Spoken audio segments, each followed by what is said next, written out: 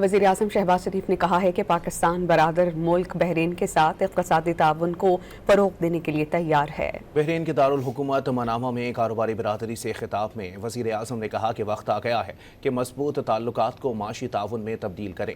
वज़ीर आज़म ने पुरतफाक इस्तक़बाल पर बहरीन के अवाम और क़यादत से इज़हार तशक्कुर भी किया।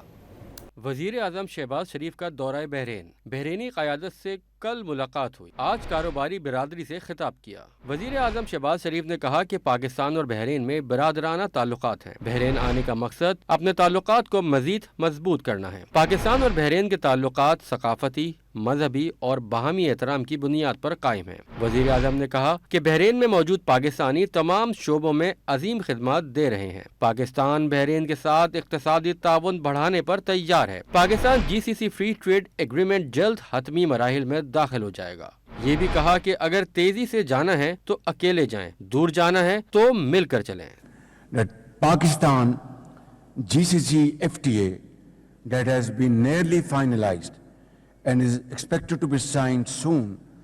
This will enhance trade between Pakistan and the GCC countries, particularly with Bahrain. Ready to support joint ventures, facilitate your investment plans and assist in mutually rewarding journey ahead of us.